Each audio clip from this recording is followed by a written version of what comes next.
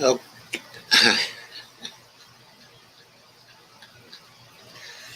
okay, we are live. Hi, Howie. How are you? I'm good, thanks. Good to be here. Thank you for coming. Okay, it's really great. Okay, so I thought what we would do tonight is discuss our impressions of the state of the nation. And since you're the guest, okay, if you could give us your thoughts on that. Well, big topic, but I think generally we're in really big trouble. You got these ruthless Republicans who won't even acknowledge the truth that Trump lost the election, out in the states passing voter suppression laws, and worse than that, laws that take the vote counting and election certification away from independently elected secretaries of states, county boards of elections, and giving it to partisan legislatures that they control. They're basically setting it up to steal elections. And then the feckless Democrats in Congress can't get the filibuster out of the way to pass the For the People Act, which would deal with some of the voter suppression, had some other good reforms.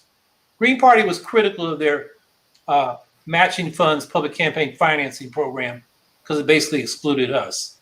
You know, it put it beyond the reach of the Green Party, which we've used in presidential elections. But the rest of that bill should have passed. And it got defeated. And now they got like 16 working days in the Senate between now and Labor Day.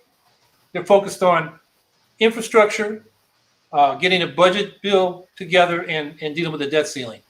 So voting rights is missing. And then with these laws in the states that prevent or enable the Republicans to steal elections, they need a federal law that is for nonpartisan administration of elections.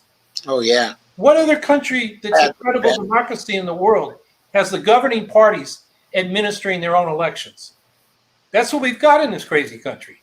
And now the Republicans are taking advantage of that in the states they control to basically set up, we're going to decide who won no matter what the people did. And so we have a crisis of democracy on our hands. And because of that, we can't deal with the climate crisis, the economic hardship that about half American people are stuck in, or this new nuclear arms race, which could wipe us out at any minute. You know, they're modernizing all the nuclear weapons. The U.S. is spending, billions. It'll be over $1 trillion. The Russians and Chinese are following suit. And that wasn't even debated in the presidential election. So I think we're in big trouble. Yeah, so do I. And I've emphasized here quite a lot the democracy crisis. And what I wonder is whether you have some ideas about how to get them to move on the bills they have to pass through Congress so the governing party has a chance to win in 2022. Well, the best idea I've heard is from, Reverend Barber and the Poor People's Campaign. Get out in the streets and insist that they get the For the People Act passed, the John Lewis Voting Rights Act passed, which would bring back pre-clearance to the Voting Rights Act. Of course, now we just had a Supreme Court decision that took away Section 2, the section where I know you have to show that awful. The intent of a law was discriminate. The way it is in Section 2 is if the effect was discriminatory, then you could get that law repealed. Yes. The Supreme Court basically said you got to prove that the people that passed this, we intended to exclude black people. Yeah, they didn't even do that in Jim Crow. That exactly runs counter to the law. Yeah, but to prove intent, I mean, even in Jim Crow, when they started passing those laws in the late 19th century, the poll taxes and the literacy tests, those were quote unquote race neutral because the 15th Amendment said you can't deny people the right to vote on account of race. but they found a way around that. And now that they're doing that again, and the Supreme Court basically said, yeah, it's okay.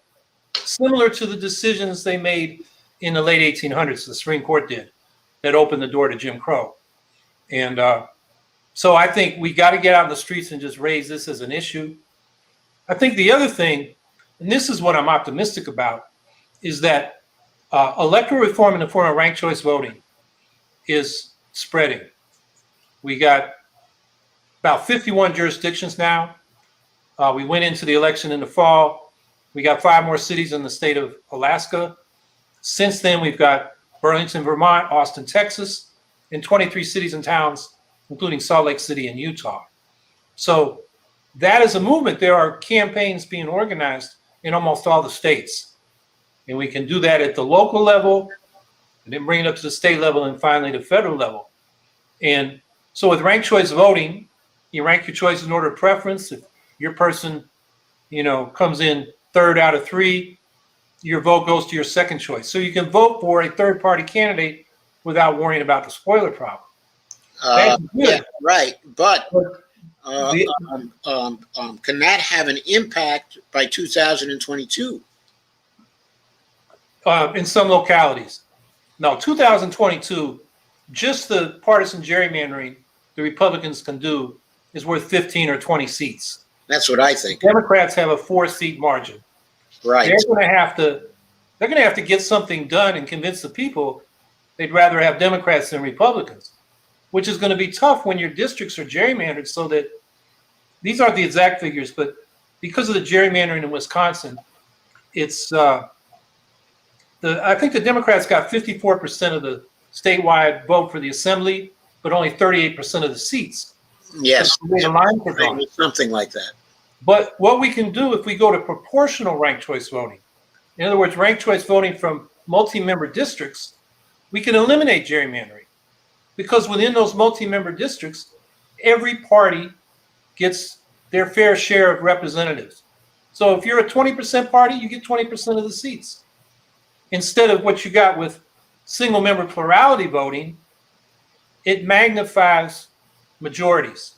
So the Republicans, or pluralities, the Republicans get a plurality in enough districts in Wisconsin, and they get the majority of seats, even though they didn't get the majority of votes statewide. So that's how we get rid of gerrymandering. The best way is not independent districting, that's better than partisan districting. But if you go to proportional representation for multi-member districts, you can't gerrymander those, because everybody gets their fair share of representation. That's the game changer. Okay, but how soon can we get that done? If we can't get it done by 2022, can we get it done by 2024? Maybe in a couple states. We can certainly do it in localities, cities, towns, counties, and that's what we're pushing. I'm in New York. We're pushing that here. It's being pushed all over the country. If we're not able to get it done by 2024, can we get it done by 2026? I think it depends on the state. You know how movements are. They build pressure, and sometimes you feel like you're getting nowhere, and then suddenly you burst through, and everybody says we are with you all the time. It's just hard to predict. Right. Okay. So we're talking. Right. It's hard to predict, but I think you're right when you say it won't be by 2022. Okay. And it may not be by 2024. And we can get very little done about the climate then. Until 2027? Yeah, that's what it looks like. I think what we can do now is defensive. We finally got Keystone XL buried. Now we got to get Enbridge Line 3 up in Minnesota. Right. And the Mountain Valley Pipeline and the Dakota Access Pipeline. These fights are all throughout the country. We can win those defensive fights. We got people in courts. We got people in the streets. We're winning it with the public. And so, at this point, we have a chance of pressuring Biden. He can stop Dakota Access and Line 3 right now. There's Line 5 in northern Michigan, where we got the governor to oppose it, but it's in court, and it partly depends on what the feds do. But those are things we can win on climate, which is not moving as fast as we ought to and we need to. But those are victories we can build upon so we can get to a positive program. And we'll see what comes out of this infrastructure bill that Sanders is working on. I mean, I wrote almost 10,000 words criticizing Biden's American Jobs Plan, in which the climate stuff was first proposed. As I wrote in the final version of that article, Biden's climate pledge of a 50% cut in emissions by 2030 is a promise he cannot keep.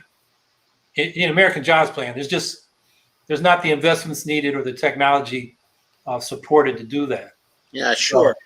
Have you a link to your article? Yeah, it was. I do have a link. It was in.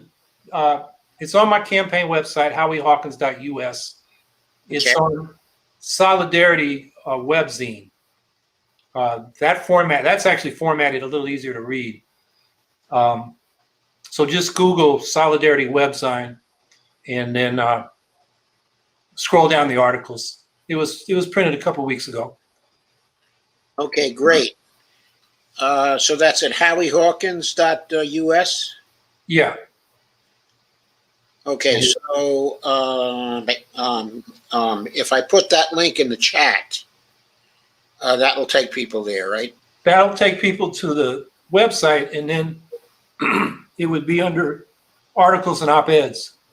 When you go through the tabs. Okay, great. Okay, so I will put the link in the chat, and people can have access to that. And I see that Antonio has posted a link to the Wikipedia article on you as well. Thank you, Antonio. Which I had nothing to do with. I'm sure. People are always writing on that and changing it. I guess they're arguing. So yeah, they probably are. It's pretty accurate last time I looked at it. Okay, so when you think about the infrastructure bill, okay, and we know about all the politics in that, and Joe Manchin's antics and the Gang of 10, okay, or whatever they were. What do you think the chances are of getting something decent on the climate out of this bill? Not much.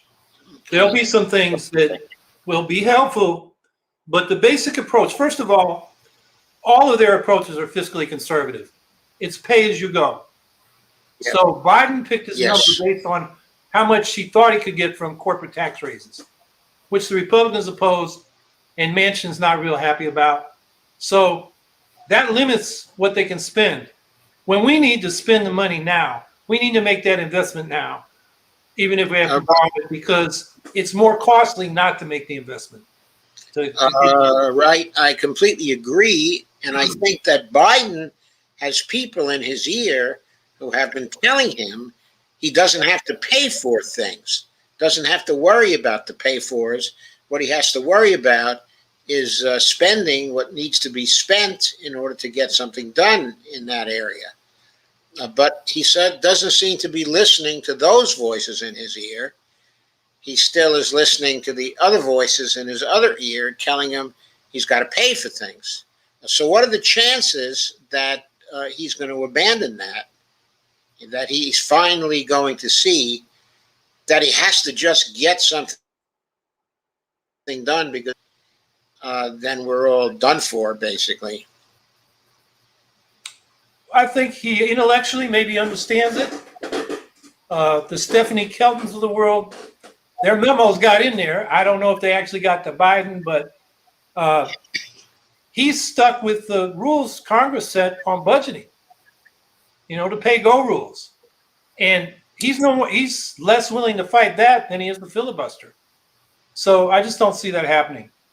So Sanders is going to try to, get more money spent. The problem, and this goes, my critique of the progressive Democrats and the Thrive agenda that the more liberal environmental groups are pushing is they want to do what Biden's doing. They just want to spend more money on it. But what Biden's doing is green Keynesianism. It's stimulating corporations with money to hopefully make the right investments. But there's not coordination between transportation and housing and energy. So it's in the chaos of the market. It's not coordinated. Yeah, there's no industrial policy. Right. We called for an eco-socialist Green New Deal Yes, with a lot of public ownership in the energy sector, in the manufacturing sector, so that we could coordinate how we put this all together, like we did during World War II, when the federal government took over a quarter of the manufacturing capacity of the country, took the factories over, and planned what they called the arsenal of democracy, the arms that we used to defeat Hitler and Tojo and Mussolini. right. And it could not have been done if we were just giving incentives and tax breaks. GM and Ford would have kept making cars. They wouldn't have been making tanks and Jeeps. So that's what we need. And that's not even on the horizon with these so-called democratic socialists in Congress. They use the World War II analogy, but they don't use the social ownership and planning that we need to get that done on the time scale we need to get it done. There are some people talking to them about that. But for example, some articles have appeared about the importance of direct spending to get things done.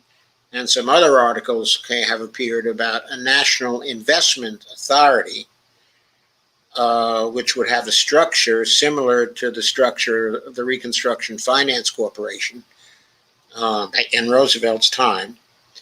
I'm trying to mobilize private sector capital, but directing the mobilization in some way. To me, the direct spending sounds like a better idea, because it would always involve the greater control and direction by the government, which is probably what we need right now. But both of these ideas involve industrial policy.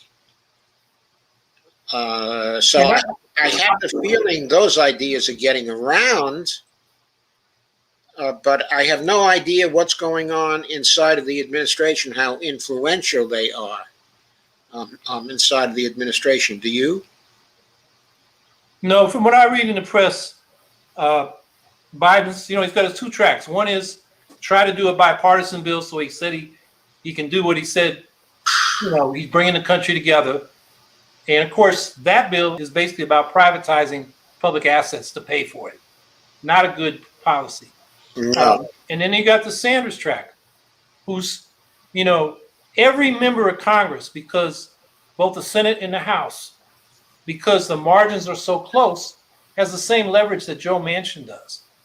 So Sanders and his counterpart in the House, they got, 435 people, 535 people, basically, they got to give something to. They got a hell of a job to cobble together a bill. And it's going to be, a piece of sausage with who knows what's in it. Yeah, it's always a piece of sausage, it seems. Well, if you had a decisive majority and the will to, carry it through, you could have, much more focused policy. But that's not the deck of cards, Sanders has been handed, for example. So it's going to happen this month, they say. So we're going to see something pretty soon. We haven't seen the details coming from Sanders' side. We've seen the bipartisan bill, which is, I think Sanders said, we don't have to pass that one, but we do need the one the Democrats can pass by reconciliation. I think he's right about that. Yeah, so Sanders seems to be closely collaborating with Yarmouth in the House. Yarmouth, right.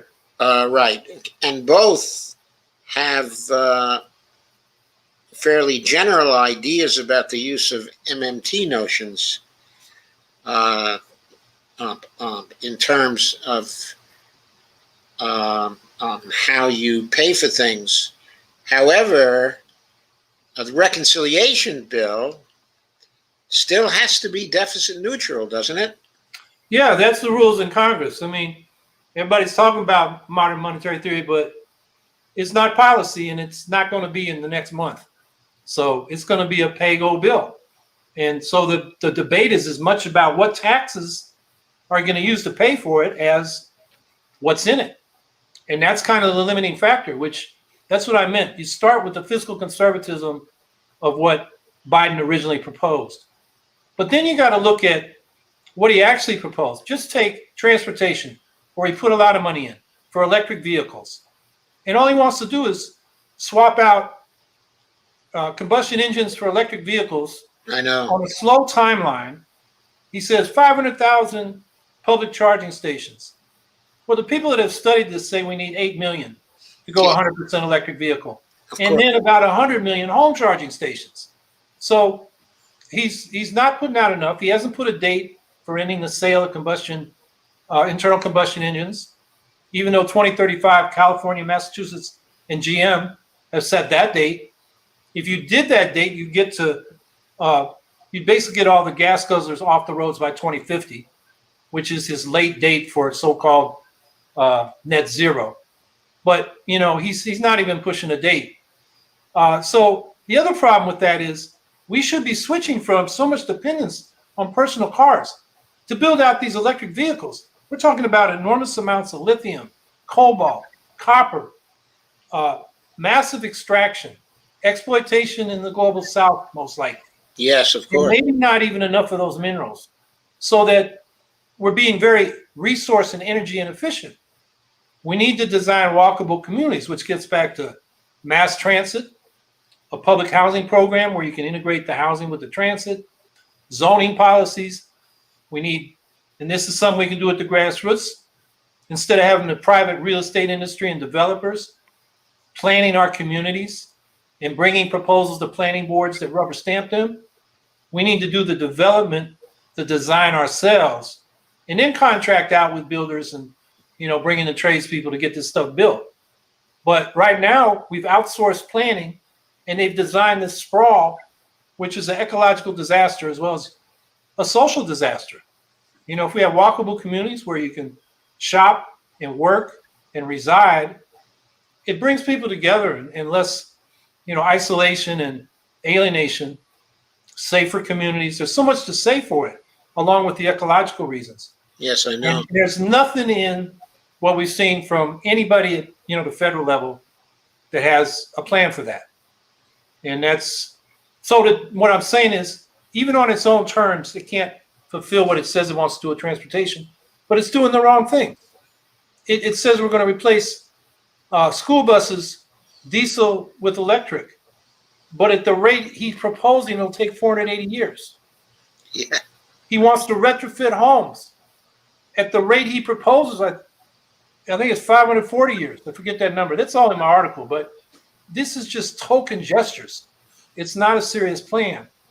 And what he proposed is being cut back. So, yeah, we're in deep trouble when it comes to the climate and the environment.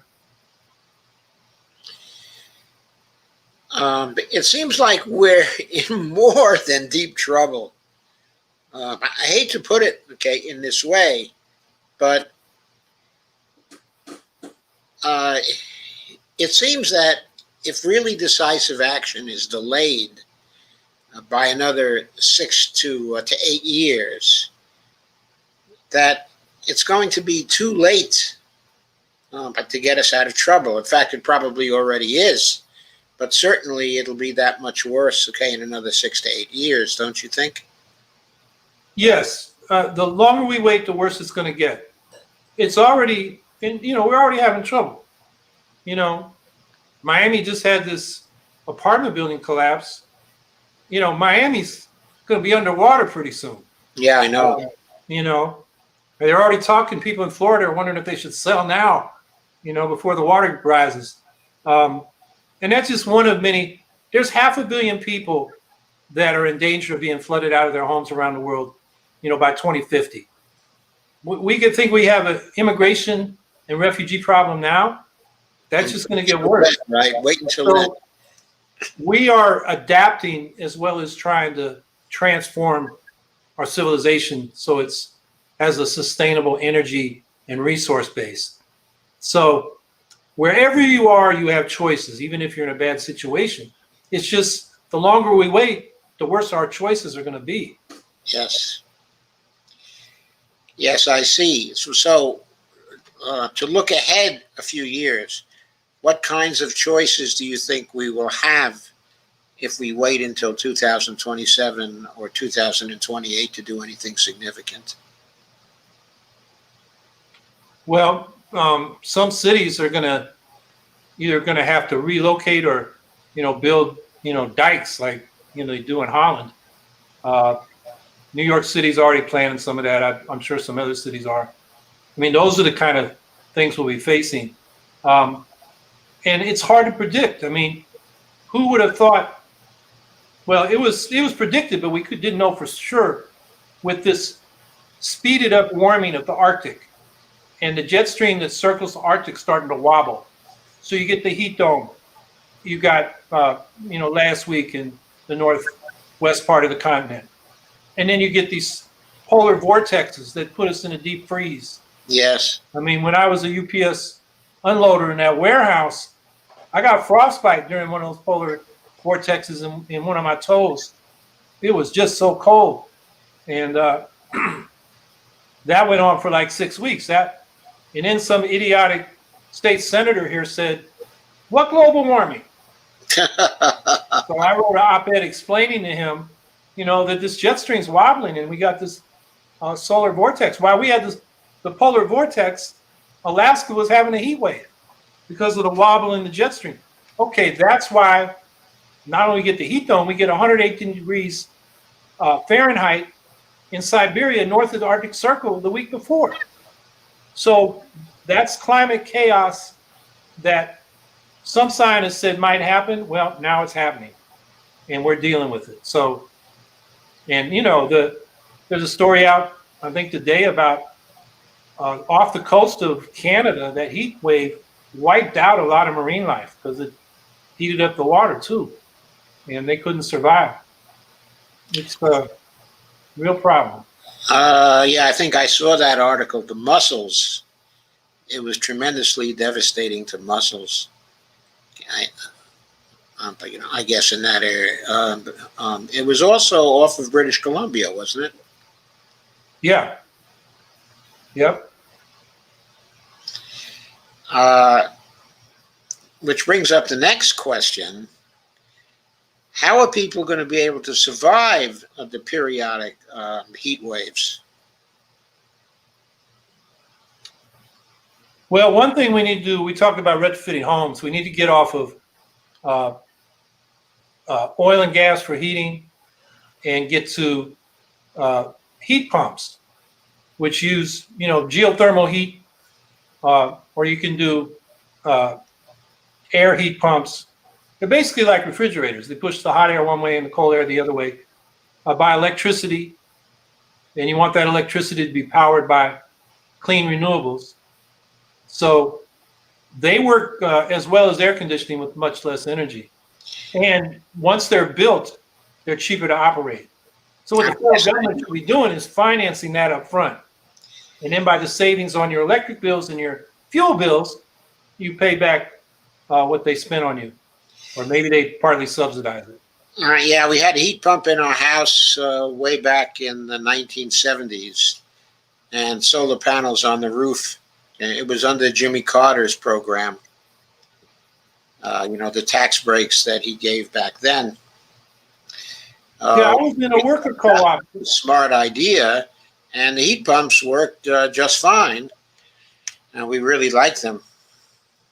Yeah, I was part of a worker co-op that was doing, we didn't call them green jobs back then, but that's what they were. And, there was always community action program money to insulate trailers, low income people. But a lot of the higher end jobs, was retrofitting homes for wind, solar, heat pumps, energy audits, all that good stuff. And then when Reagan came in, after he'd been in there a couple of years, he got rid of the program and we lost that part of the market. So, yeah, I know. Reagan was devastating for the climate, devastating for the environment, and devastating for democracy. Yeah, I mean, we'd be in a lot different place if we'd expanded upon the things. And Carter wasn't great. I mean, he had the Synfuels program. He was pushing nuclear power. I was involved in fighting the Seabrook nuclear power plant, and they had a regional NRC board that said, you can't build this because there's not an evacuation plan for this Hampton Beach State Park across the bay from where Seabrook was being built. And Carter he appointed new NRC, at the top level people. They just took that decision away from the regional board and rammed it through. So Carter was bad, but Jesus, the programs he did have that, showed that they were demonstration projects for these renewable energy sources. And if that had continued, it would have primed the market much sooner. Now the costs of solar and wind are cheaper than the fossil fuels. But it's taken 50 years instead of 10.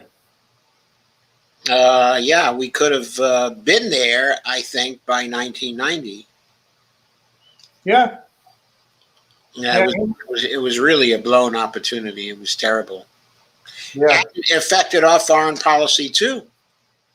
Okay, The Carter Doctrine will fight for the oil in the Middle East. Well, that was, of course, but not a good thing. But when Reagan got in, of course, he basically created these very tight alliances with, the oil people in the Middle East, who then made sure that we always had enough oil, always had enough of the fossil fuels, no shortages here.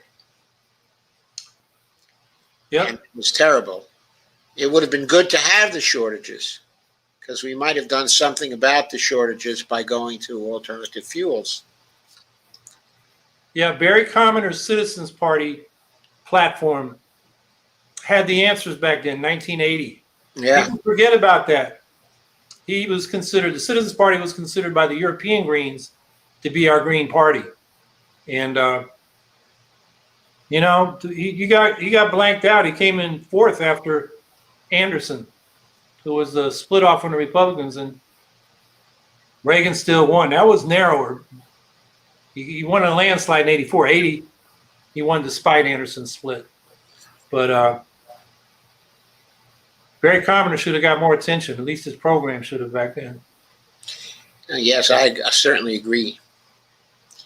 But even if Carter had continued, as president, some of his programs would have had a great impact, I think, over the next 4 years or so. Yeah, we'd have had a fighting chance.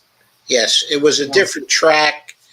And if someone would have been successful in teaching Carter, a little economics, then things might not have been so bad. Yeah, well, he brought in Volcker to deal with inflation. So, oh God, yeah, that recession, it would have been a tough second term. It would have been a tough second term, yeah, because he appointed Volcker. But also, I think that's probably the primary underlying reason why he did not get a second term. Because when Volcker came in, he just choked off he choked off the job side. He finally did.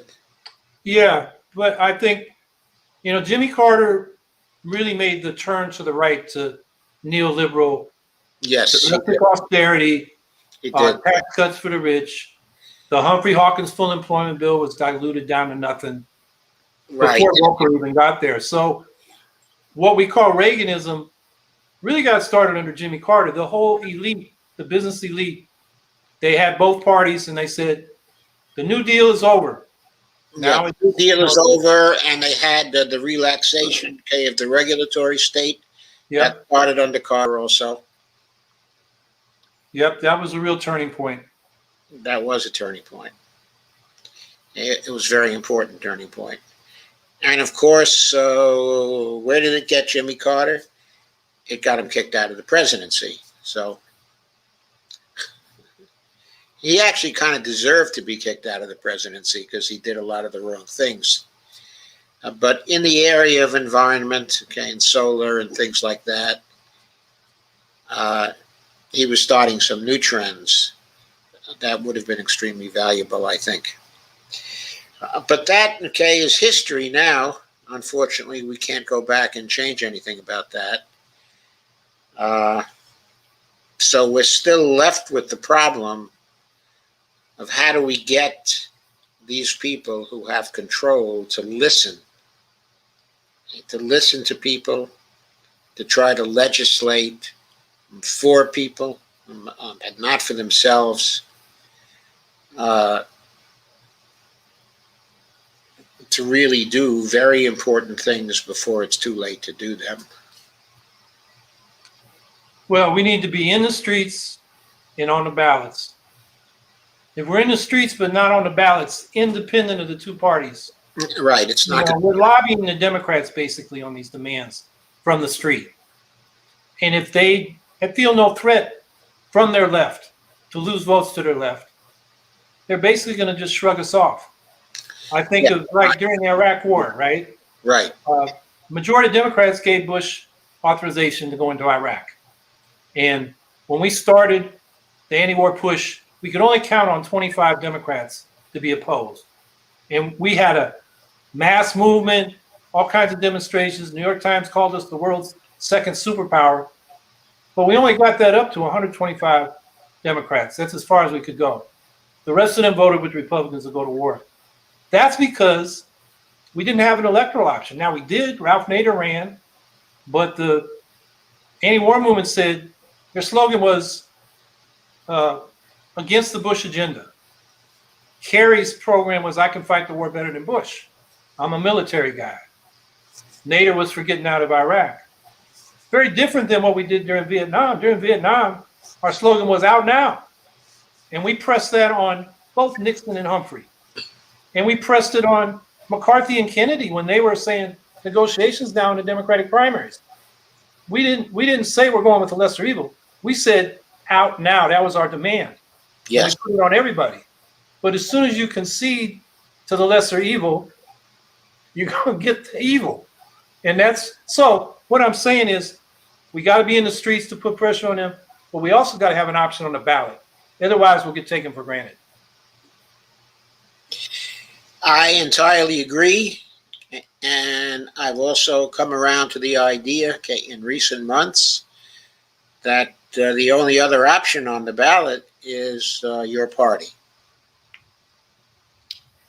Yeah, there's some other small parties around the country, but the Greens are in most states. And, right now we're fighting for ballot access. While people, and we mentioned this earlier, the Republicans are out there setting it up to steal elections and suppress votes.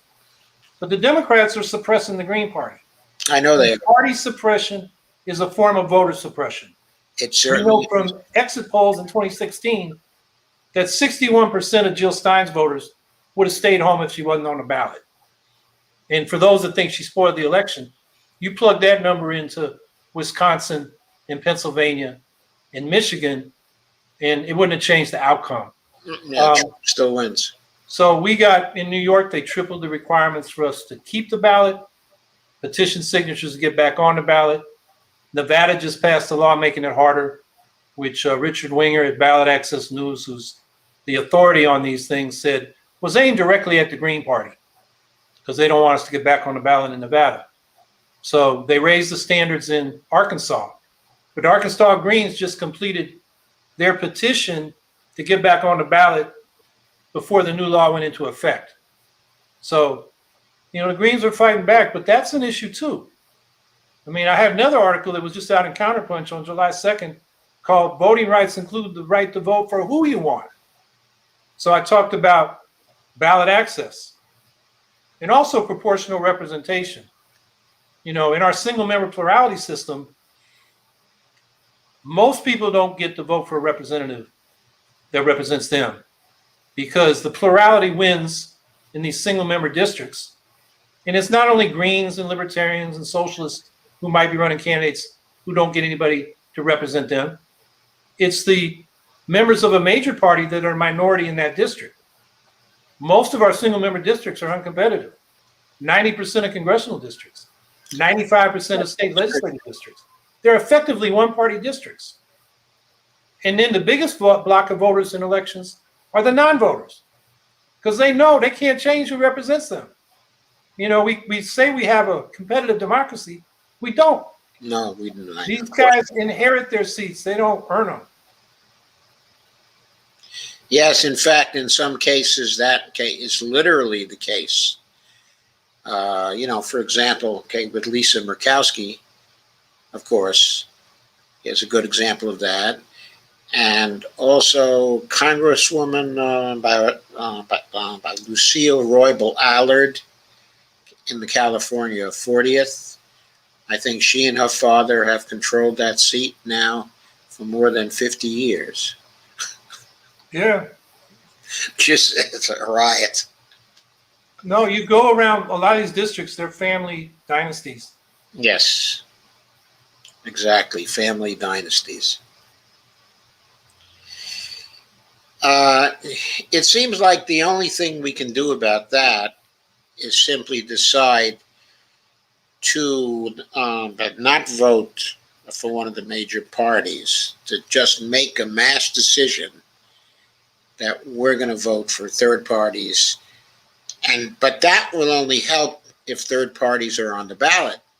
If the major parties are successful in knocking third party off the ballot, that's obviously not going to do any good. Yeah, well, I've been making that argument for 50 years. I was alienated from the two parties in 1964. They were both racist, and they both went into Vietnam. But when people get to an election, they vote against the thing they fear. I know. On the last election, I know. all the public intellectuals on the left were saying we got to support a neoliberal imperialist Joe Biden as the best way to fight Trumpism. And I'm telling them the left has a program to defeat Trumpism and neoliberal imperialism, and you've given up on it. And they were telling me, well, we'll get rid of Trump, then we'll deal with it. Look at where we're at now. Trumpism has taken over the Republican Party, and we talked about how they're setting up to steal elections in the states they control. Yeah, right. And Biden is doing nothing. Yeah. So, and what's Joe Biden doing about that? And the feckless Democrats. They can't get over the filibuster. It's not serious enough for them, because most of these people are in safe districts and they're going to get reelected. So it's not a existential crisis for them, for most of them. That's where we're at. So we got to change the rules. And that's where we get back to ranked choice voting, particularly proportional ranked choice voting. So we have proportional representation in the legislative bodies. That changes the rules. You can go back, 180 years since they first tallied presidential popular votes. And you go back to 1840, there's the first third party on the left, the Liberty Party, for the abolition of slavery. And there have been, independent left candidacies every time since. And in only 5 of those, I think it's 86 elections, forget the number right now, did the independent left get over 4%. 2 of them were free soilers. You had the populists in 1892, Debs and socialists in 1912, and the Follett progressive in 1924. And even when they got, a little over 4%, there was still a distant third. That's just the dynamic of single member plurality elections. Yes. You got to change the rules. Yes. So, we can tell people you got to vote for what you want. It's better to vote for what you want and not get it than vote for what you don't want and get it. That's Deb's old statement, but we got 180 years of experience with this. We got to change the rules. Fair ballot access, proportional representation, and then, the left progressive side will get its fair share of representation. It will change the whole debate, the whole dynamic.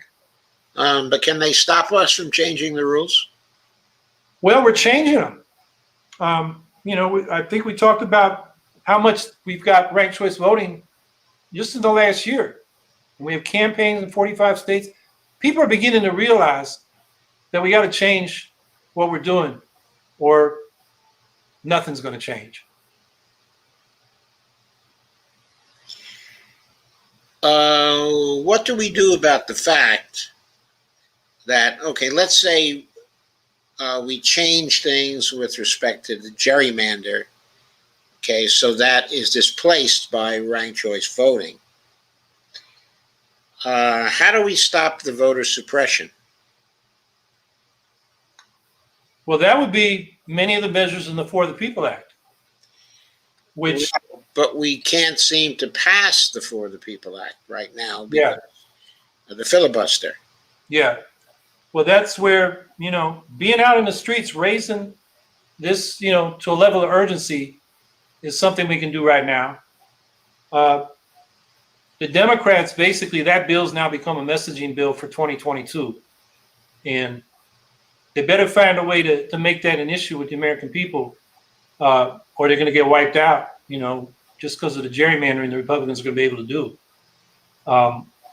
So it's one of those issues you got to raise the issue, educate people, explain to them what's going on, and hopefully put the pressure on Congress. I mean, they could get 51 senators, counting the vice president, to change the filibuster rule, at any point. Schumer could put it on the floor again. They could pass a rule saying if it affects voting rights, the filibuster doesn't apply. They could just change the rule. They have the votes to do it. Yes, absolutely they could. And supposedly Manchin has said he might be open to doing something like that with respect to the John Lewis Voting Rights Act. Right. Anyway, with respect to that. Or his compromise bill on he took out good parts of he put in good parts of the For the People Act to deal with voter suppression, gerrymandering, disclosure of dark money. It's good enough for Stacey Abrams to say, well, let's pass this. And of course, the Republicans used her as an excuse not to support it. But he doesn't need Republicans if he's willing to change the rule for that vote. And so that's the pressure point. Those are the demands we should be making on them. And that's the best we can do right now.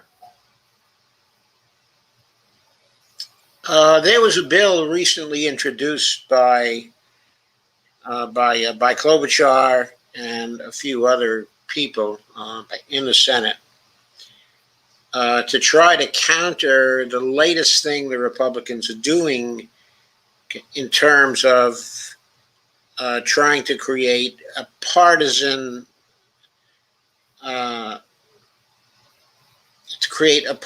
situation with respect to the administration of elections. So they easily could overturn elections in the state legislatures. Can we get that bill passed, do you think? You're saying they have a bill for that now? Because I was saying Klobuchar introduced a bill about last week for that. Well, good. I haven't read it obviously, but that Counterpunch article I referred to, that when it came out July 2nd, I was saying we need a bill like that. Why hasn't Congress done that? So if there's a bill to mandate nonpartisan administration of elections in the states, that's good.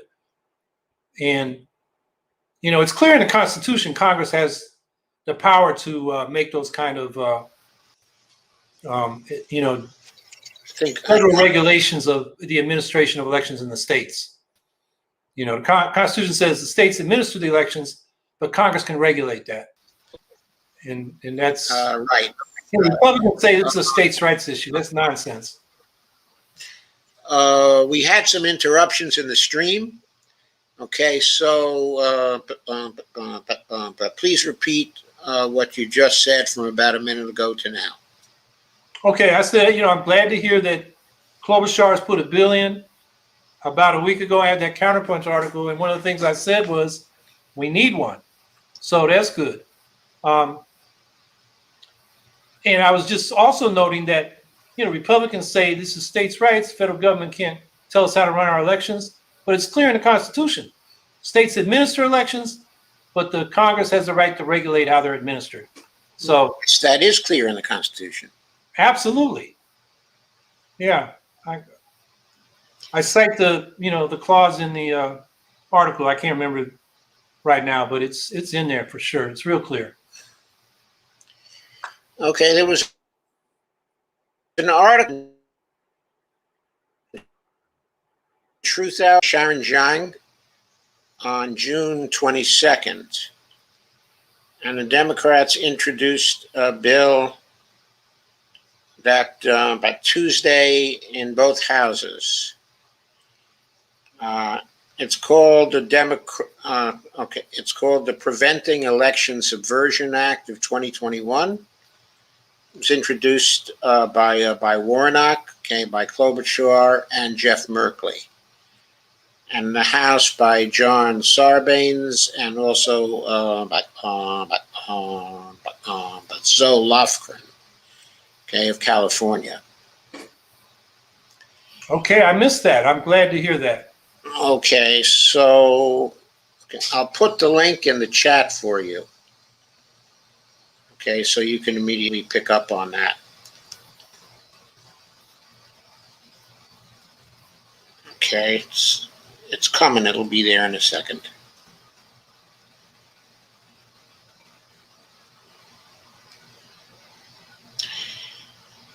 Okay, so it's in the chat now.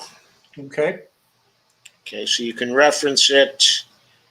This would be in the YouTube chat. Okay. Right. Yeah, I see it. You see it. Okay, very good. So all you have to do is to click on that to get it. Okay, so that bill, of course, might just be part of some fusion bill. They'll probably try to get to Manchin to try to incorporate that in the bill that he's working on. So maybe there'd be some hope if we could get that done. I think that would be very significant. Also, if we could stop him from making the administration of elections a partisan thing, that would be very, very important for 2022.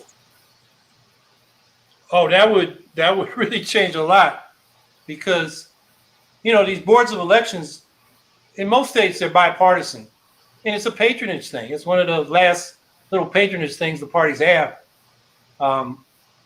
So that would change a lot. You'd have to go to, it should be, most countries have an independent agency administering their elections, which, they can be co-opted by, authoritarian states, but, most credible democracies have people that aren't tied to the parties counting and certifying the vote, unlike this country. So that would be, that'd be a real change. Yes, a very important change. Okay, I'm still left with the thought, of how we can organize coordination of what we do in the streets with what we're doing on the electoral front. That kind of coordination doesn't seem to be something we're doing right now. Doesn't seem to be something that we know how to do on the left. But it's certainly going to be vital for going forward. Yeah, the problem we have now is that our movements are not independent. They're tied to the nonprofit industrial complex. Most of the initiation of actions is done by people that are paid staff. There are not grassroots groups making collective decisions, thinking for themselves, getting smarter, deciding the tactics and what's going on. Black Lives Matter and all the stuff that happened last summer was a good exception to that. But that's what we need on the one hand. And we need those kind of movements, like the anti-war Vietnam movement, out now. Whatever party you're in, our demand on you is out now. Not what we did during Iraq, where the peace movement, most of it shows carry is lesser evil. Yes. As soon as you do that, then they take it for granted. So we need these independent movements, and then we need the candidates. And the candidates are they're the least important part of it, because the movements drive the candidates. They keep them honest. They make sure the candidates need to be the voice for the movement in the elections. But after the election, you need the movements to keep going, to keep those people that got elected with the movements and not with all the enticements that come when you're elected. once you're up in there, and when we see what they do to the people in the squad, Yeah, we've been watching that very closely. AOC wants to get on energy and commerce. Right. They deal with the Green New Deal and Medicare for all. So she says the seat opens up. Elliot Abrams, or not Elliot Engel, gets beat by Jamal Bowman. So she says, I want that seat. And the corporate leadership finds Kathleen Rice, conservative Democrat from Long Island. And when they get to the Policy and Steering Committee, which makes that decision in the caucus of the Democratic Party, the vote is 46 for Rice, 13 for AOC. Yeah, I know. I was watching. That's kind of gives you the score as the correlation of forces between the progressive and corporate Democrats. You're right. It gives you the score, but it also gives you the idea that Nancy Pelosi wanted it that way. For sure. She certainly wasn't supporting AOC then. Absolutely. And then AOC's, got to figure out how to navigate in that environment. Whereas if there's an independent left out there, where if the Democrats don't come through, people are going to vote for that, then even Pelosi's got to pay attention. It just changes the whole dynamic of what's possible. Okay, this is a little side question, but why do you suppose the squad didn't simply cut off Nancy Pelosi's head on January 3rd? They had the votes. Yeah, but then who becomes the speaker? They didn't have an alternative candidate. Why would they have to have an alternative candidate? In other words, why couldn't they have operated in such a way as to wait for an alternative candidate to emerge? In other words, but they could have let out the idea that they weren't going to vote for any alternative candidate who was further to the right, than Nancy Pelosi. Okay, so that would have blocked some people, and the party, if they wanted to elect a speaker, would have had to find a speaker who was at least acceptable to the squad. Then there could have been a negotiation with that person to get some vital things. I think they were nervous that if enough of them did that and the Republicans stuck with McCarthy, he would have won the speaker election. No, he didn't have the votes. Okay, in other words, but when you look at the arithmetic, he couldn't have gotten a majority of the people voting. He would always fall short. He would always come up with 212 votes or 213 votes or something like that. Okay, if they had voted for some neutral party or someone, who wasn't even in the Congress, and, taken their votes as a block and gotten 6 to 8 of them, they would have held the balance of power for as long as that was necessary to get the Democrats to bargain. So you had to have a majority, not a plurality, to win the speakership. You have to have a majority of those present, in voting. Okay. Yes. Well. Okay, that's the rule. So if they could have held it open for 5 ballots, 6 ballots, 7 ballots, as long as it took. Then, at that point, it might have been possible for someone like Debbie Dingell or Jan Schakowsky or, someone who would have given them something more. And I've never understood why they did not do that. It seemed to be a golden opportunity, but they had somehow made up their minds even before they walked in on January 3rd what their strategy was going to be. And it's always seemed to me that they really got very little for their bargaining. In other words, all they really got was some agreement that the pay-go rule, the House pay-go rule, was not going to apply to Medicare for all, or to Green New Deal legislation. And they supposedly got some committee spots out of it. But I thought at the time, that AOC had gotten the Energy and Resources Committee out of it. But of course she didn't. No, that vote took place in December. Yeah, there was probably promises made, and we don't know what they are, but they may not have been kept. I don't think they were kept. Yeah. They also took down Sylvia Garcia, in Texas. but she didn't get the committee spot that she had wanted. On that same committee. Yeah, that's right. Well, like I said, that vote on AOC versus Rice kind of told you who has the power. And, maybe the squad said, if we stick our neck out like this, they're gonna chop our heads off and we'll have nothing. I mean, that may have been their calculation. Yes, it may have been. But Kathleen Rice, though, really had a lot to answer for. She was one of the 28, of the Democrats who went over to the other side on the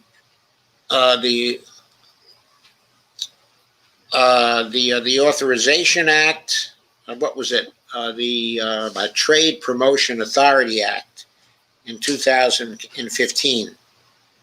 It was a preliminary to the TPP vote that they were angling for, at that time. And they tried to set it up, so that Congress would only have a yes or no vote on it, and not have the opportunity to amend that. And Kathleen Rice and 27 other Democrats went over to the Republican side on that in voting for the TPA. And that's what got it through. Yeah, she's part of the remnant of the old DLC, New Democrat Coalition caucus in the Democratic Party. Very conservative corporate Democrat. Yeah, is she part of the Problem Solvers Caucus now? She might be. I think that rings a bell. Yeah. Yeah. Okay, so one thing I wanted to ask you about was in relation to the internals of the Green Party. How does leadership shape up in the Green Party now? And what are the coalitions like that are going to determine who is likely to run for state and local offices, for Congress, and eventually for the presidency in 2024? Well, the Greens are very grassroots. We've never had money. We've never had a professional class of people running the thing. Most Greens are, probably the majority of them are really pissed off former Democrats when they finally realize the things they're fighting for, the Democrats are opposed to. So they are grassroots activists. And, they are spunky and they argue their politics. In some places they fight too much. In other places they get along pretty well. So it varies state by state. And I will say, for 35 years we've persisted. We've won over 1,200 races. We have over 100 people in local office now. And one of the surprising things for me coming out of this election, which is very tough for us, it was anybody but Trump. People haven't skipped a beat. I mentioned the petition drive in Arkansas they just completed. That kind of thing's going on all over the country. When you get to the national level, it's very loose. So we really only come together for presidential elections. We have some people putting out press releases and a little bit going on there, but it's really a grassroots thing. And, get the nomination, I had to go through 47 primaries on different days. Oh, my God. I had to do more than, all them big party guys did, because it was like every weekend, a few primaries. And, as it turned out, there were, Zoom conventions. And but, that's retail politics. It's like running a local election, getting a state nomination. You got to call people, tell them what you're doing, why you'd like their support. So there'll be a process like that going in 2024. I see. And, I have some recommendations on how to streamline the process, maybe get it decided earlier. We tended to wait late because of primary matching funds, because of the deadlines when funds qualify. But we might be better off, instead of having a long drawn out primary season, where frankly we had about 8 candidates that were attacking the Green Party, and it just made it a big mess. There were 8 candidates inside of the Green Party who were attacking the Green Party? Yeah. They were saying the primaries were rigged, and you know, Oh, I was what? I got the Socialist Party nomination too, so I was like, huh. a candidate stealing the Green Party, even though I'm one of the founders of it.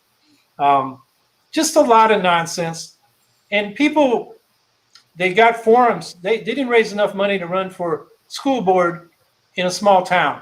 A few $1,000 at that, and then they saying I'm running for president, and we just had to deal with that because Greens being the grassroots, they don't know who these people are. It takes a while to figure out. So it was a messy process. In 2016, and in the run-up to 2016, Jill Stein started a Green Party shadow cabinet that she had. That seemed to me to be a really nice idea. And the people who were in the Green Party shadow cabinet seemed to me to be of considerably higher quality than the candidates of either the Republicans or Democrats for their cabinet posts. So, but what happened to these Green shadow cabinet people? Are they still prominent in the Green Party?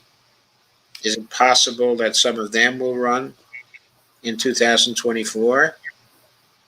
I'm trying to think who was on it. There was a lot of people. We kept adding people. I thought we'd done better with a good dozen rather than almost 100. It's kind of hard to coordinate that. Yeah, it required an organization. But there were people like Jack Rasmus. Yep. Was on it, and also Kevin Zeese, and Margaret Flowers, were there.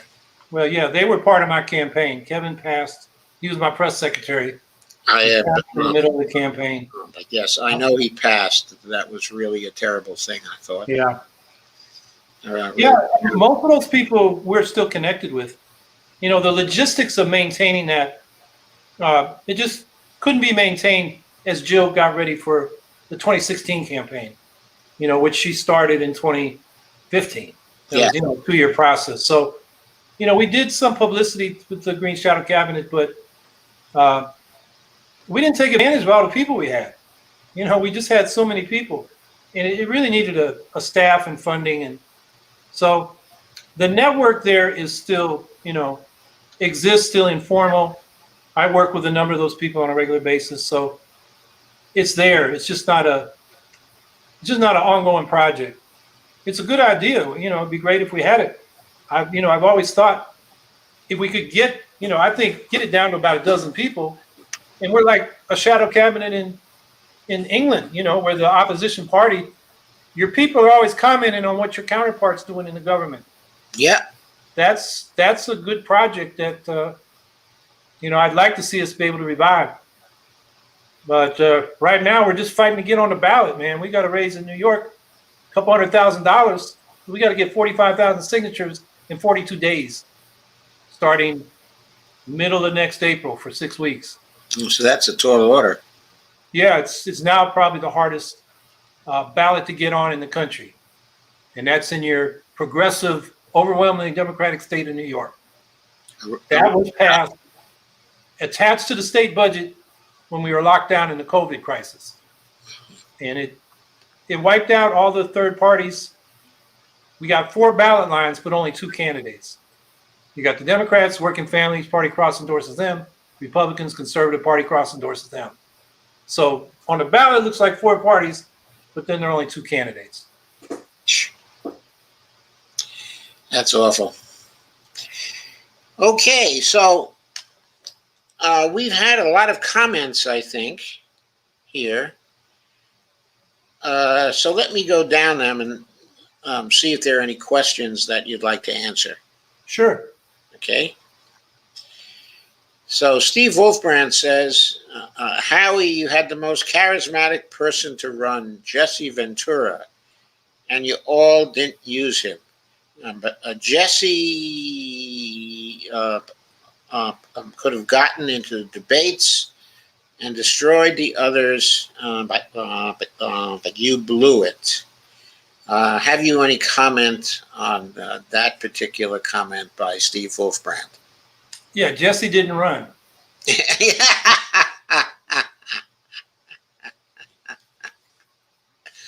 That's a pretty decisive comment. I'm sure Steve will have some comment on that, but I think we'll go on to others at this point. But Exxon lobbyists have already chipped away at all the meaningful climate change and infrastructure in that bill. Okay, is that so? Well, we know Exxon is working behind the scenes. We know that one of their lobbyists bragged about working with Manchin, or that was another group. That was another corporate group. There's been a number of leaks, but yeah, Exxon. Well, we know back in the 50s they knew climate change was coming. I mean, there should be, a lawsuit against them for damages done to all of us. But I think what's going on in Congress is bargaining. Like I said, everybody's got the leverage Manchin has. They all want a piece of that bill. So that's, I think, what's going on. Of course, Exxon has lobbyists there 24/7. Yes. They'll be pushing for their positions. Yeah, that's always the problem. They have lobbyists there 24/7, okay, and the people don't. The Right. pressure we exert, okay, is intermittent. And that's not good enough. We got to be there 24/7 somehow.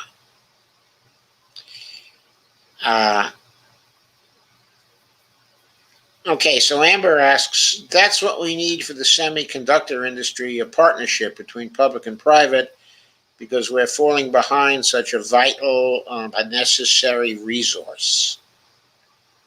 So I guess that's a comment, okay, and not a question. How do you feel about falling behind in semiconductors and the need for a public-private partnership in that area? Well, in the Eco-Socialist Green New Deal that we put forward, we put a heavy emphasis on rebuilding our manufacturing sector. I mean, we don't even have a machine tool industry to speak of. That's the industry that builds the machinery for other industries. Yes. And so we are dependent on importing.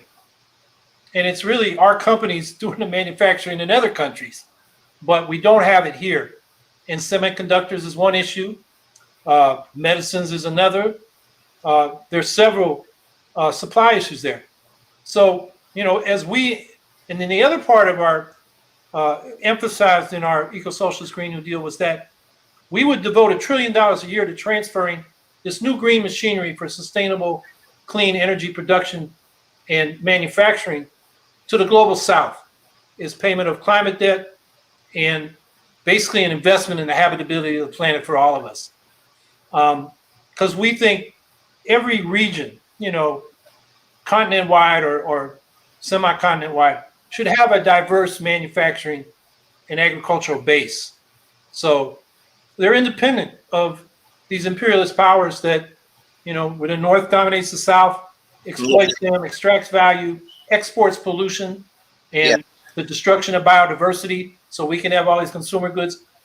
That's all got to change. Yeah, that's all got to end. So when it comes to semiconductors, yeah, we should be able to produce that right here in this country instead of outsourcing it to China. Public-private partnership is a loaded word. I think we should have a lot more public ownership of manufacturing, maybe have public ownership and lease it to worker co-ops.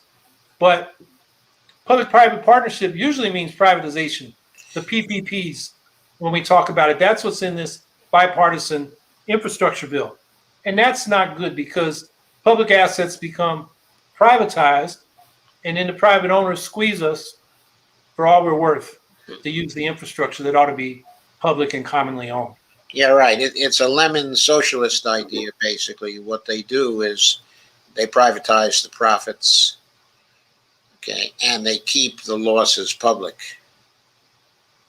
So people get screwed at both ends. So lemon socialism is just what that is, I think. Okay, and so like Evelina Pont is adding the comment. So we don't have to depend on Taiwan, but dependence on Taiwan is a very insecure situation for us. Okay, and it also has a tremendous tendency to get us into a war with China. So that's not a good thing. Yeah, well, we're also dependent on People's Republic of China for a lot of these Yes, we things. are. So it's, and the Taiwan mainland conflict is it's a fraught issue, and Yes, it I is. don't think it's worth World War III. I don't want to see Taiwan lose its democratic rights, but it's not worth going to nuclear war over. I think we need to handle that. Pay a lot of attention diplomatically, and say, we recognize Taiwan as part of, China, but we also want them to have, their ability to govern themselves the way they see fit, which is a difficult position. And just avoiding the war there is crucial. I think the saber rattling that we're doing is not helpful because it reinforces the nationalism and repression inside mainland China. Gives them an excuse. They say we're under attack. And that mobilizes the nationalist sentiment that tolerates that repression. So it doesn't even help human rights and democracy in mainland China. Plus, imagine if China was trolling their warships around the Gulf of Mexico. Yes, I can easily imagine that.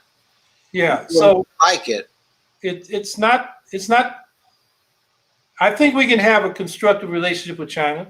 We can criticize them for democracy and human rights, but not link that to the other issues we got to deal with: trade and climate and nuclear arms, because those are life or death issues, particularly climate and the nuclear arms race. Yes. So there was another comment by Steve Wolfbrand who said, in relation to changing our situation with respect to automobiles, and mass transit, he replies and he says, you want us to walk through homeless communities to get on a bus full of homeless people? Now that ain't going to happen here. How would you reply to that? Yeah, we don't want you walking through homeless communities. We want people housed. And we want mass transit to be more convenient than getting in traffic and sitting in a parking lot. We go faster. We can go faster in our cars, but we actually go slower and spend more time traveling.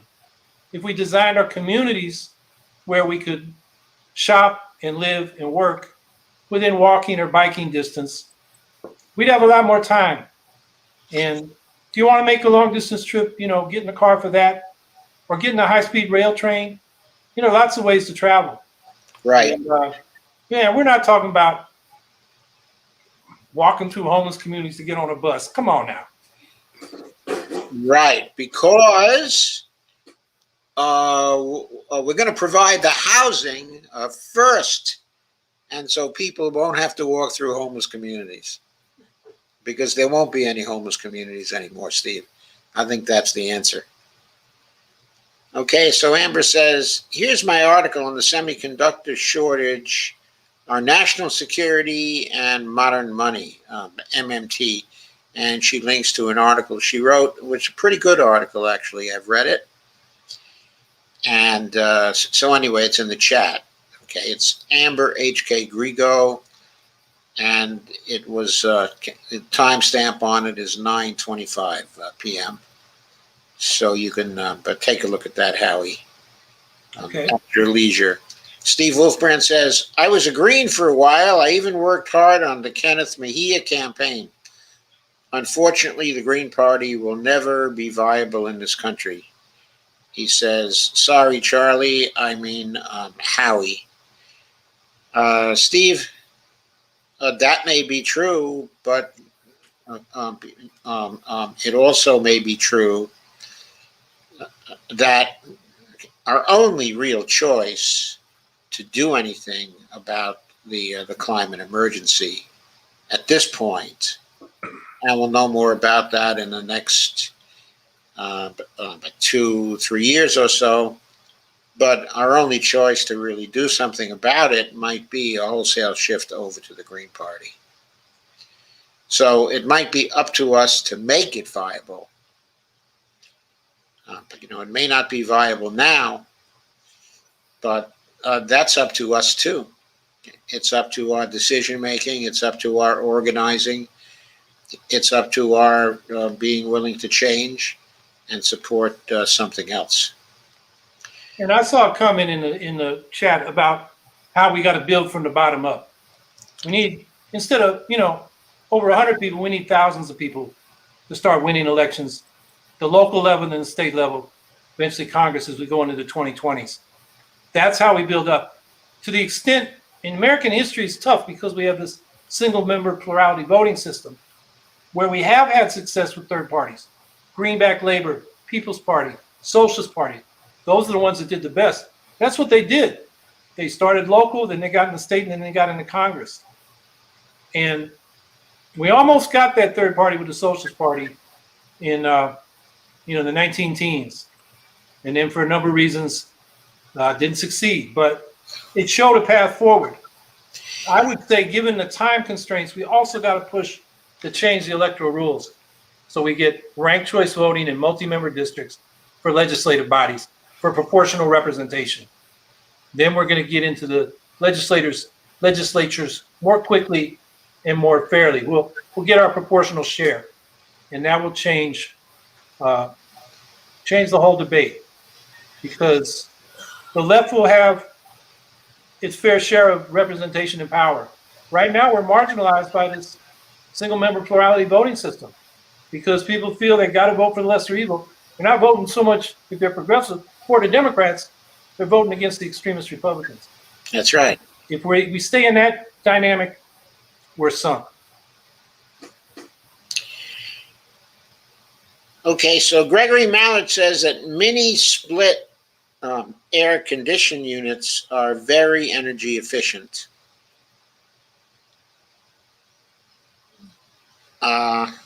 What happened? I think we lost Howie for a minute. He'll probably be back in. So we'll wait for him to come back.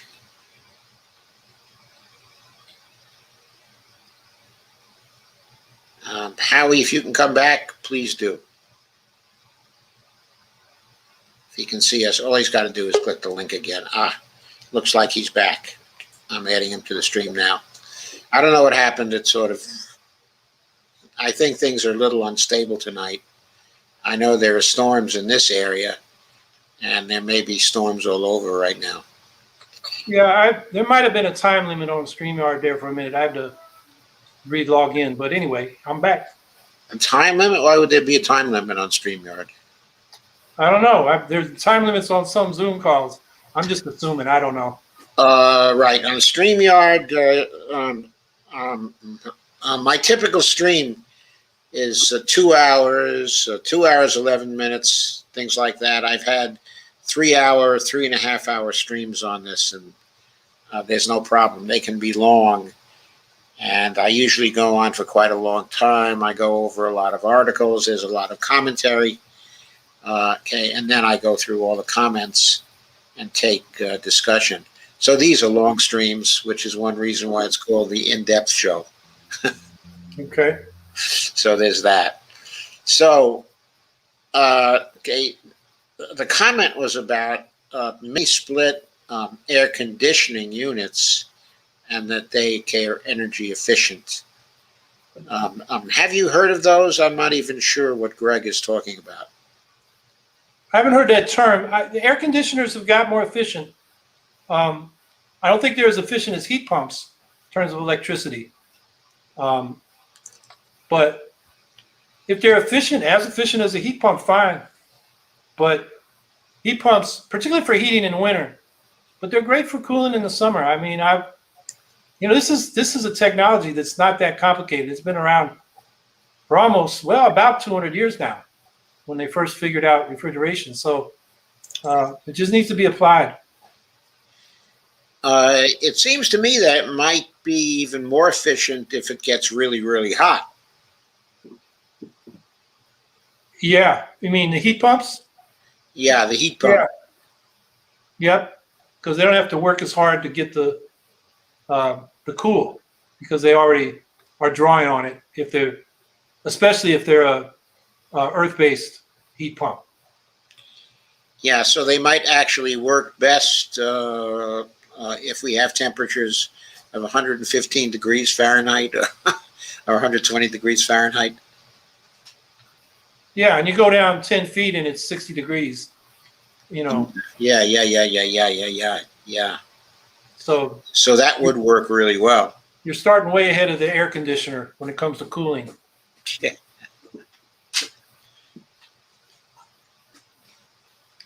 So Carmen asks, does Jimmy Carter like retrofit houses with eco-friendly gadgets, appliances, okay, and other amenities? I'm not sure what Jimmy Carter is doing right now, Carmen. Yeah, I don't know. His Habitat for Humanity houses, you know, it might have, some of them might have done it, some of them might have not. I don't know.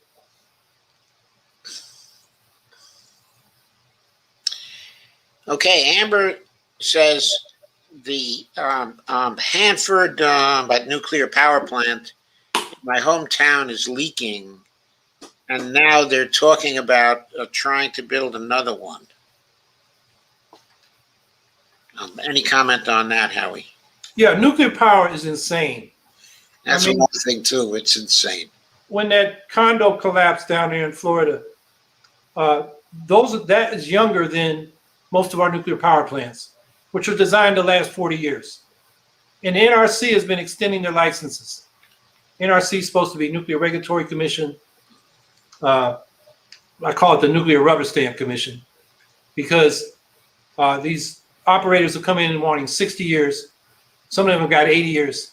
Their application now for 100 years. And they're getting embrittled because the radiation embrittles the materials in the plants. So you could have, collapse like that condo. There are all kinds of accidents that could happen. So we have 103 of them still operating in this country, 493 around the world. The odds are we're going to have more catastrophic accidents. Should be phased out. Yeah, they're dirty, they're dangerous, and they're uneconomical. The industry's never been able to pay for itself. Private insurance won't insure it. That's why we have the Price-Anderson Act. And they just tried to build 4 nukes down in South Carolina and Georgia with loan guarantees from the Obama-Biden administration. The ones in South Carolina have been shut down because of cost overruns and construction delays. They're still pouring billions into the Vogtle plants in Georgia, but that's only because Brian Kemp stole the election from Stacey Abrams, and he's a creature of Georgia Power and the Southern Company. So the ratepayers of Georgia are being ripped off. And it's, with all the money you spend building nuclear power, you could build a lot more energy capacity in wind and solar and energy storage and a smart grid and the kind of transmission lines we need to get the renewable energy to where it's needed. Nuclear power is just a dead end. Unfortunately, in Biden's climate jobs plan, they talk about advanced nuclear, and they're putting money into that. All these advanced nuclear designs have been around since the 1940s or 50s. They've already failed. Small nuclear, what do they call them? SMRs, small modular reactors. Those are more expensive per gigawatt. Why would you do that? I have no idea. It seems to me that solar and water and wind have now been beating them on costs, but by right across the board, there's no reason to go to those technologies. No, we got to phase it out as quickly as possible, decommission them, and watch that damn waste for the next 500,000 years. Yep. So Carmen says, well, somebody has to start impeachment SCOTUS because they're actively going along with neo-fascist GOP voter suppression. right. I don't think anybody's going to start to impeach SCOTUS anytime soon because the Republicans can block it and will block it because it is their court. But as long as we've brought up the Supreme Court again, have you run across Article 3, Section 2, Howie, of the Constitution? The exceptions clause? Yeah. In other words, Congress can say, you can do judicial review on this, but not that. Right.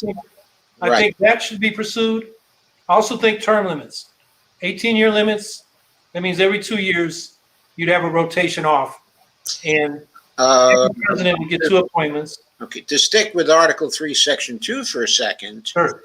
Okay, if we could get the filibuster thrown out on certain things, such as, let's say, voting rights, okay, or things like that, then the exceptions clause could be put into new voting rights bills, so the court would not be able to act against those bills. Yeah, I think that is a good strategy. And as big as For the People Act was, it didn't get to that. That bill is 800 pages. It's an amalgam of all these prior bills. It's an omnibus, but there's still a lot to do. And that's one area.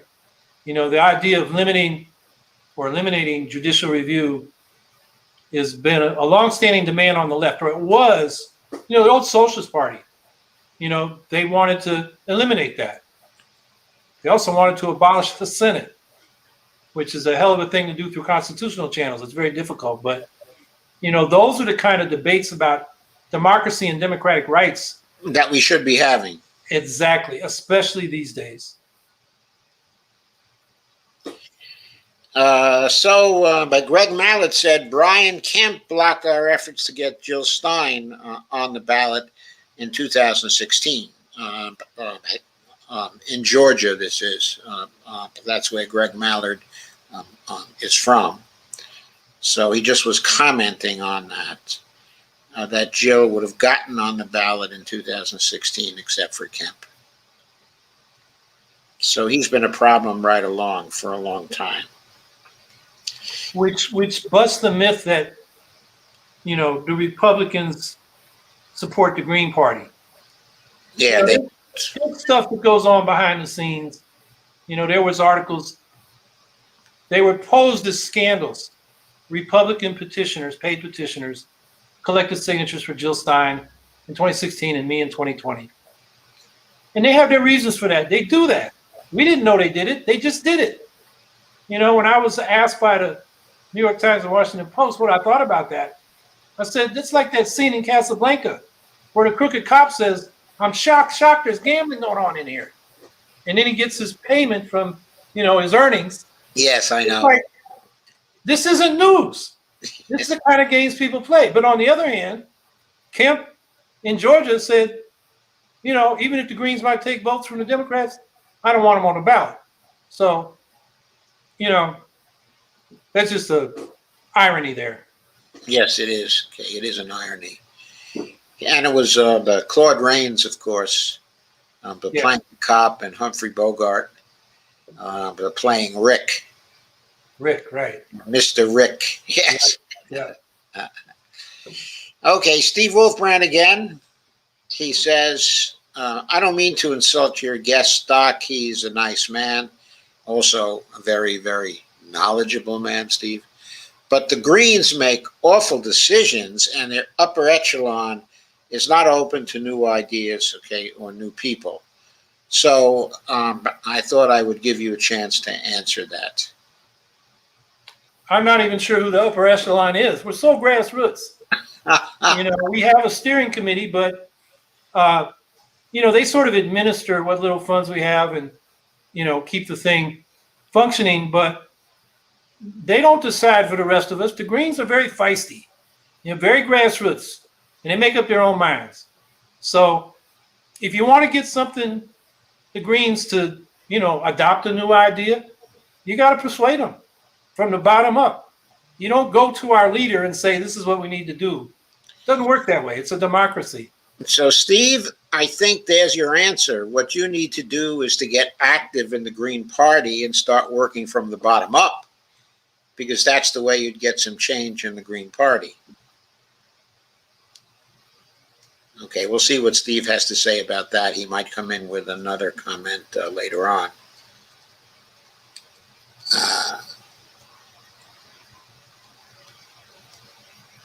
Okay.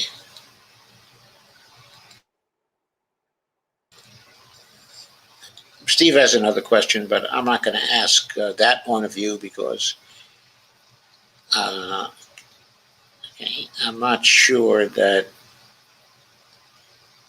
it really would be on point here. I scrolled down a little too fast and I lost the thread, so I'm kind of delaying now while I scroll up and get to some other questions. So here we are. I got it again.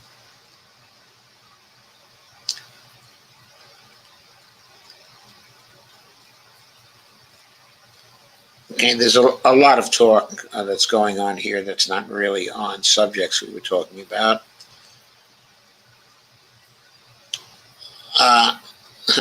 So Steve asked another question. Howie, why don't you roll the Green Party into the movement for a People's Party, better together? Well, I think I can answer that one, but I'll let Howie go first. Well, that wouldn't be my decision alone to make.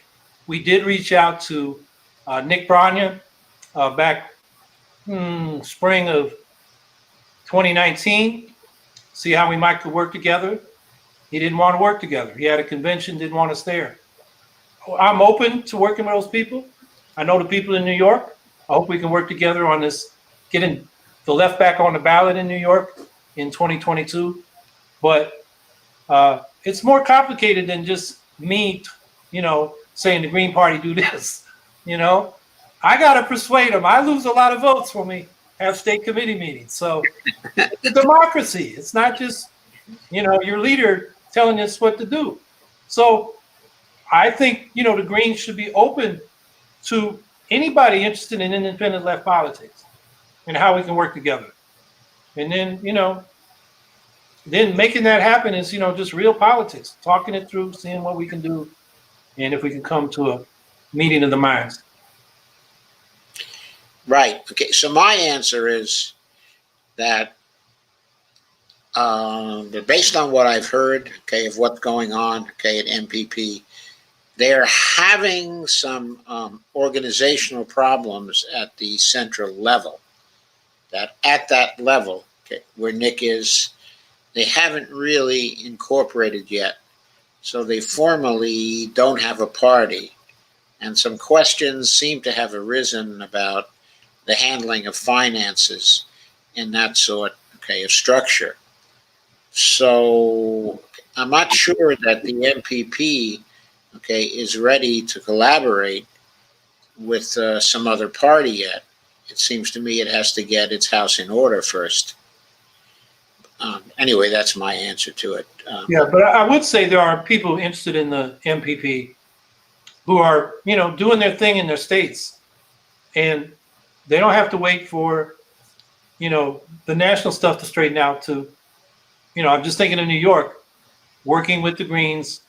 We got this monster petition to do, finding a slate of candidates. Maybe they got somebody to be a good part of our slate. I mean, those are the kind of discussions. I mean, the Greens are just about to start having, and we are definitely going to reach out to those people in New York. I think that's great because we really need to come together. And I know there are a lot of good people who got interested in the MPP and have started to do things. And I know the MPP has done some things on the state level. Some of the state parties are now formally organized, and they can run candidates. Well, they're going to have to petition. They don't have any ballot lines yet. So they formed organizations, but now they got to, you can register an organization with the state, but to get a ballot line, you got to do a petition or get a certain number of votes for an independent candidate. affiliated with the party. We have 51 rules in 51 jurisdictions, counting DC. Yeah, right. Which is another problem compared to other countries. Yeah, there are similar rules here in Virginia, okay, as well, and you got to get the signatures. Okay, and you got to get more than the required number, okay, of signatures, because the main parties are going to challenge you. Right. And you probably need twice as many signatures as what you're supposed to need in order to keep safe. And that's not easy to do when the party has no money to begin with. So let's see.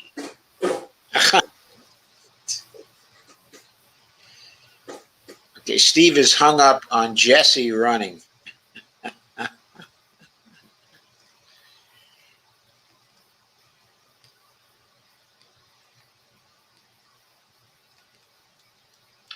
Okay, I'm scrolling down in the comments here to see if.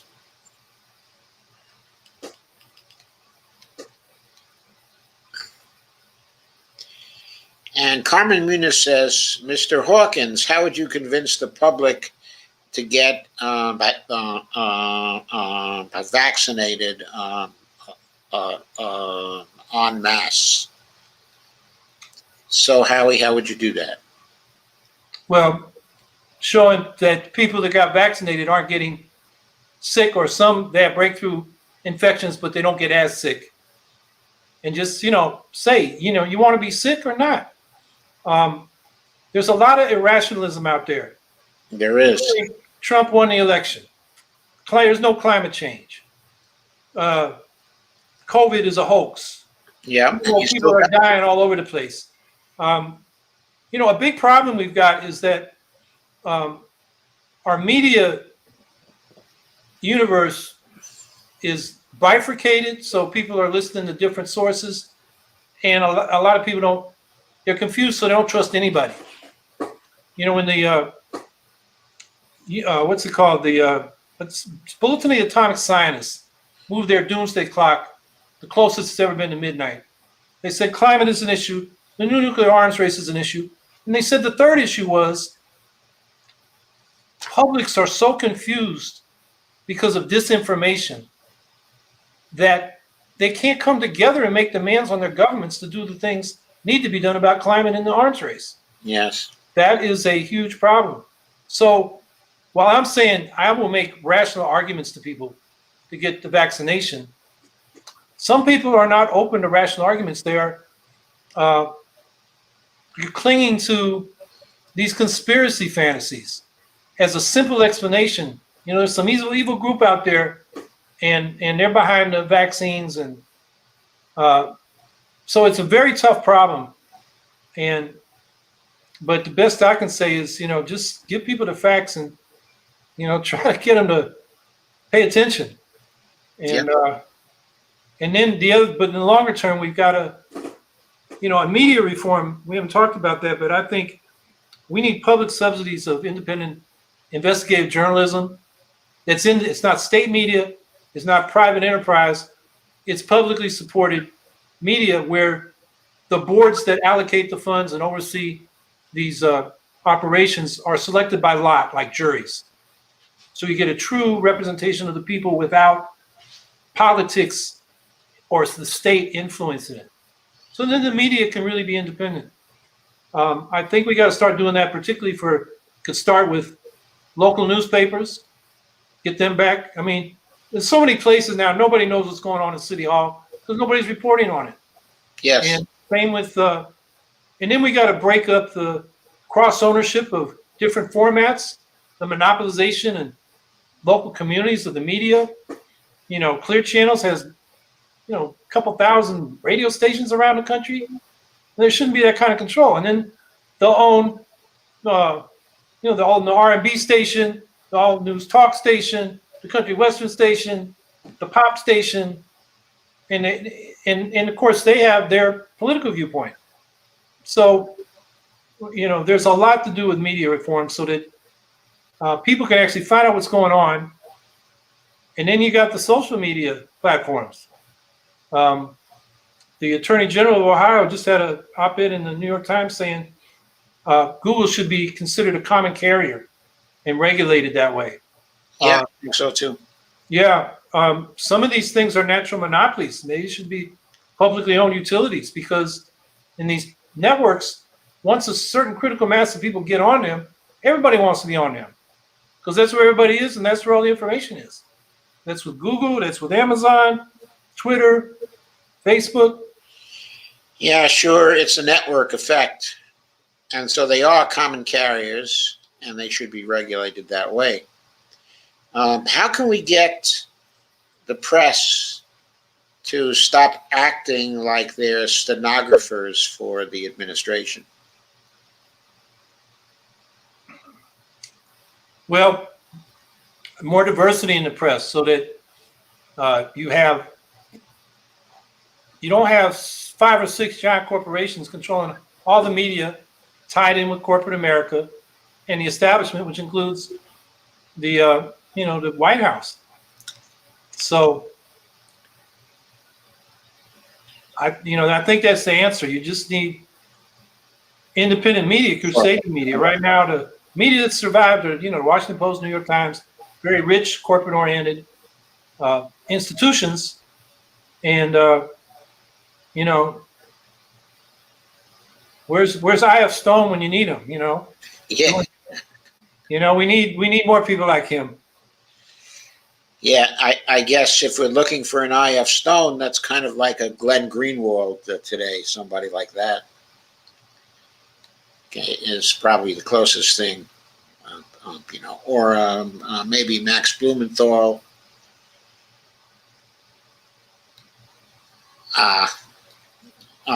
Here's a question from Amber Grigo. Howie, what would be your single most important call to action for the individual activist on the local level? Be part of an organization. Don't just be online, telling people what you think. You need to be in a collective process where you're working together with other people. You're thinking things through collectively because that makes us all smarter. Whenever you come up with an idea, but you bounce it off other people, they're going to find, where it's falling short.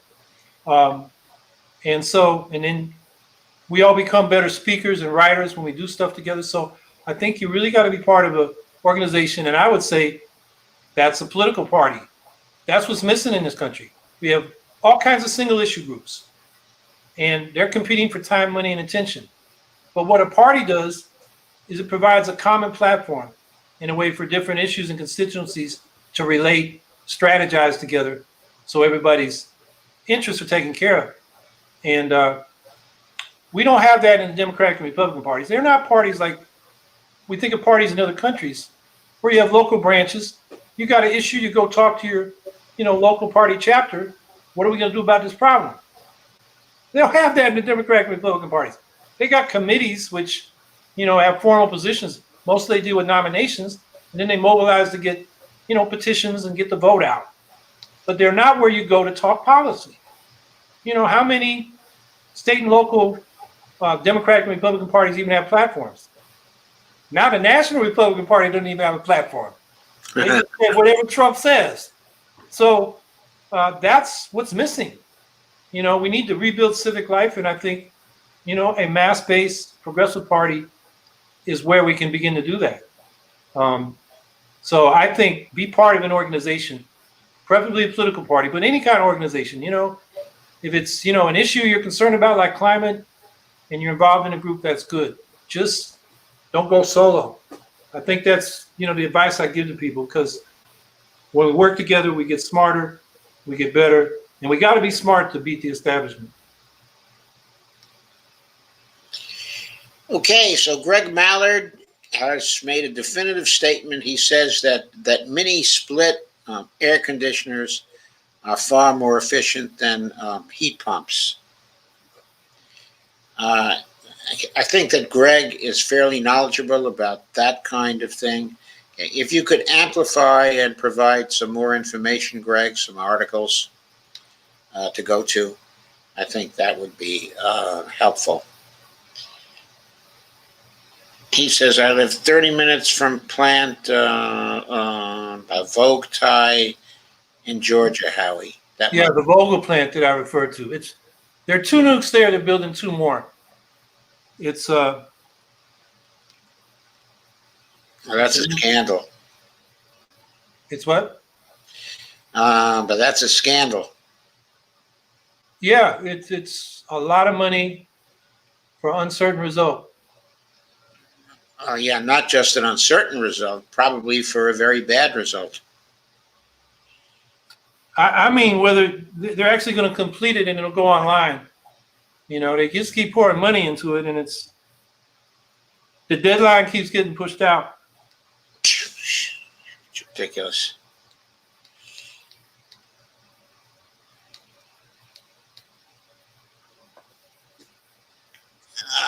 Let's see. Amber says, this has been a great conversation. I really appreciate Joe, Howie, and everyone. We have to keep talking to each other, working together, and swallowing the hard truths. I remain hopeful. I still believe change is possible. And I believe in each and every one of you to effect change starting in your local communities. Okay, and I should say, okay, Amber, that she is very active in the whole Washington effort out, okay, in Washington State to pass a Medicare for All bill at the state level. So she's very active, okay, in that particular organization. Okay, and I know that because I've been trying to help them too, okay, at this point. Kay says, I follow the Bernie Sanders group, Our Revolution. Steve Wolfbrand says, Evelina Pont. Well, I'm not sure what he said there exactly. We seem to have reached the end of the comments, okay, and questions. Oh, here's a question from by Carmen Muniz. Do you get any financial support from the European Greens, or is that something that is not allowed? They cannot give to anything that goes into elections. There is a Heinrich Böll Foundation, which all the parties in Germany get funding to set up foundations. And so Heinrich Böll has an office in Washington, D.C., and that's educational. And frankly, they've worked with the Democrats. I was in their office one time for a panel discussion, and I saw on the shelf something they did with the Clinton administration on the third way. This was a time when the German Greens turned to the right, economic austerity, neoliberalism.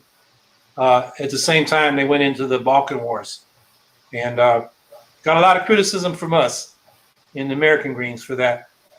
So, no, we don't get any support for electoral politics. That would be illegal. There is educational work. There's also the left party in Germany has the Rosa Luxemburg Foundation. Actually, we've been involved in more activities with them. This is just educational things, panels, educational conferences, publications. So there's that kind of work that goes on. But it can't be done in electoral politics. That's against the law, although because of dark money, it's probably been happening, with the major parties. Okay, I think we've come to the end of the comments, Howie. Would you like to kind of summarize things for us now? Well, sure. Going back to the beginning, we're in a democracy crisis. We got ruthless Republicans out there passing voter suppression laws, laws to enable them to count and certify elections and basically steal elections. And we got feckless Democrats in Congress can't get their act together to get around a filibuster to pass some protections for our democracy. So it's really up to us to get out on the street and demand these democracy reforms, and then to put up candidates so we're not taken for granted out in the street. Independent candidates on the left, and make the the Democrats who are really pushing on these reforms pay attention to us. Otherwise, they'll take us for granted. And I think the same thing can be said on the climate issues. We've got to somehow get the question of peace and nuclear arms debated. I mean, U.S. imperialism hasn't skipped a beat from Trump to Biden. And, that is a whole nother area where, the left has been focused on domestic issues, understandably, because people have been going through so much trouble and trials and tribulations since the Great Recession, particularly. But it's been a long slide down for the working class and the lower middle class in this country, going back to when we made that neoliberal turn at the end of the Carter administration, into the Reagan years. So understandably, we've been focused on our domestic problems, but this foreign policy is draining resources and making the world worse in terms of climate and the economy. Militarism is a huge waste of resources that could be put to productive use. And, so much carnage out there in the world. All these wars, we're involved. We have combat troops in about a dozen places right now. We have special operations in over 100 countries. So we got to put the peace question back up on there. Yeah, we certainly do. The interventions that we had are simply making things worse. Yeah, and it's not about protecting us, American people.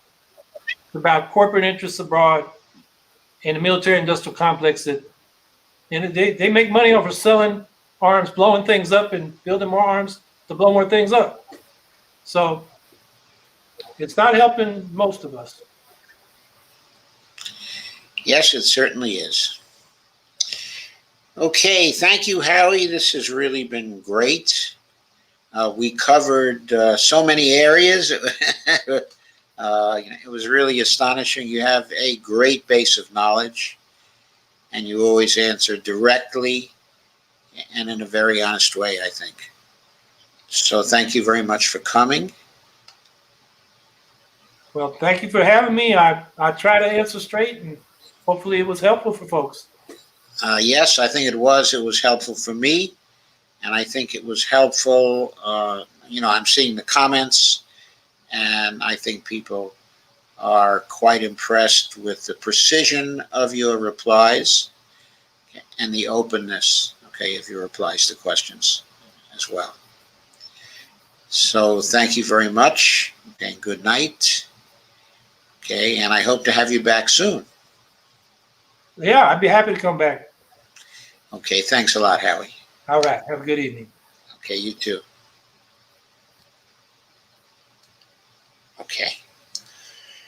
Okay, so friends, I think that was quite an interesting discussion. I was very impressed with Howie's range of knowledge. He's just very, very well studied. And thank you all for your contributions, for your questions, and for your comments. I really liked this stream. And I hope that you did too. So I'll be back on Saturday with another very good show. I have some very good posts that have been piling up and a lot of very interesting things to talk about. So thank you for coming tonight. And I'm going to say good night at this point. And I hope everybody sleeps tight.